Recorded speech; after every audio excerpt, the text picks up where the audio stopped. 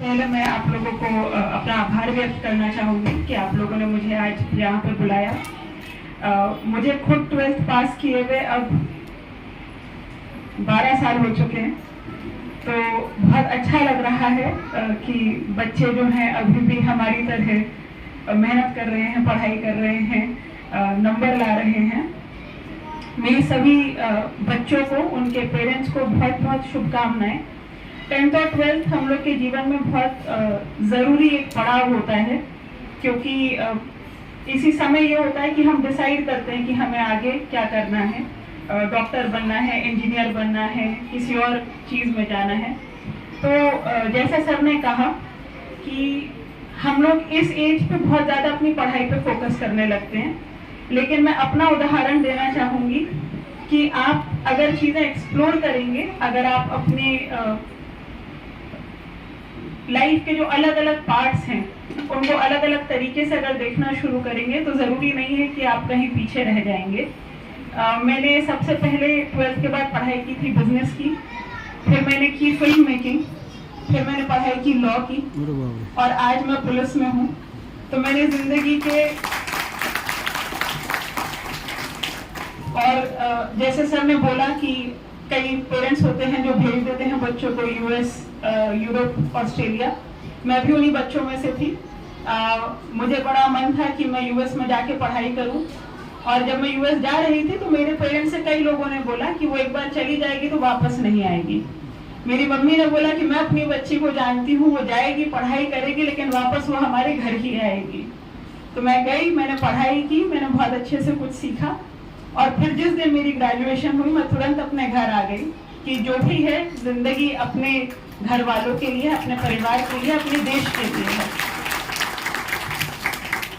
इन बातों से मैं बस यही बोलना चाह रही हूँ कि हम लोगों का, जो सर ने बोला, हमारे उसमें भी हम लोग को बचपन में सिखाया जाता है कि जीवन की बहुत सारी चीज़ें हैं जिन पर हमें ध्यान देना है। पढ़ाई, जो हम कर्म करते हैं उस पर, जो हमारा परिवार है उस पर, हमारा स्वास्थ्य है उस पर, हमारा धर्म है उस पे, हमारा देश है, इन सारी चीज़ों पे हम लोग को ध्यान देना है। और इन सारी चीज़ों पे अगर हम ध्यान देते हैं तो ही हम एक सक्षम इंसान हैं।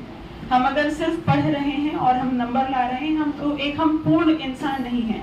हम पूर्ण इंसान तभी हैं अगर हमारे जीवन की सारी चीज़ें बैलेंस्ड डाइट की तरह, हमारे जीवन के सारे कंपोनेंट्स बैलेंस्ड हैं। अब क्योंकि मैं एक पुलिस अधिकारी हूँ तो मेरा फर्ज बनता है थोड़ी सी मैं पुलिसिंग की भी बातें कर लूँ। तो आजकल हम लोग साइबर क्राइम को बहुत देख रहे हैं, और मेरा मानना है कि बच्चे जो हैं वो साइबर क्राइम को रोकने में और साइबर क्राइम के लिए अवेयरनेस फैलाने में सबसे महत्वपूर्ण कड़ी हैं। तो साइबर क्राइम के बारे में मैं 2-3 चीज़ें हर जगह बताती हूँ। साइबर क्राइम सारा आपका इमोशन से वो होता है, इमोशन से इमर्ज करता है कि वो आपके डर पे, आपके प्यार पे और आपके लालच पे आपको एनकरेज करते हैं कि आप किसी तरह एक जाल में फंस जाएं।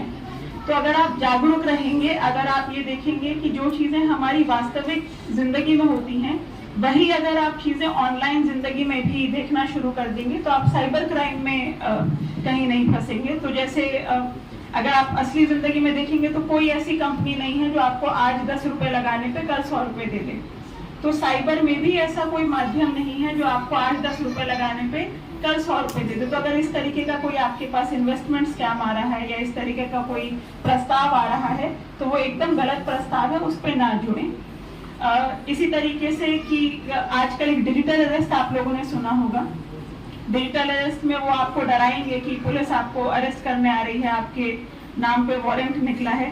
तो ऐसा कभी नहीं होता है कि पुलिस बिना किसी इंफॉर्मेशन के, बिना किसी इंटीमेशन के आपको अरेस्ट कर ले या कोई डीसीपी आपसे ऑनलाइन इंटरैक्ट करें। तो अगर इस तरीके का कोई भी आपके पास मैसेज आता है या कॉल आती है तो आप उसको तुरंत डिस्कनेक्ट कर सकते हैं। और एक पोर्टल है चक्षु। चक्षु पोर्टल के बारे में किसी ने सुना है यहाँ पे? Thank you. तो चक्षु एक पोर्टल है जो कि टेलीकॉम डिपार्टमेंट का पोर्टल है। किसी भी नंबर से अगर आपके पास फेक कॉल आती है तो आप उस पोर्टल पे उसको ज़रूर एक बार इन्फॉर्म कर दें। आपको कहीं जाने की ज़रूरत नहीं है, वो इन्फॉर्मेशन हमारे पास आ जाएगी। तो ऐसे ज़्यादा से ज़्यादा नंबर्स को हम लोग ब्लॉक कर सकते हैं, हम लोग प्रिवेंट कर सकते हैं कि वो किसी और के साथ स्कैम ना कर पाएँ। बाकी फिर से मेरी दोबारा आप सभी को बहुत बहुत शुभकामनाएं। हमारी जो आपको कभी भी ज़रूरत पड़े, कभी भी पुलिस की वो हो, तो मैं सर पूरा नोएडा पुलिस आपके लिए हमेशा अवेलेबल है। और थैंक यू अगेन कि आप लोगों ने मुझे इनवाइट किया।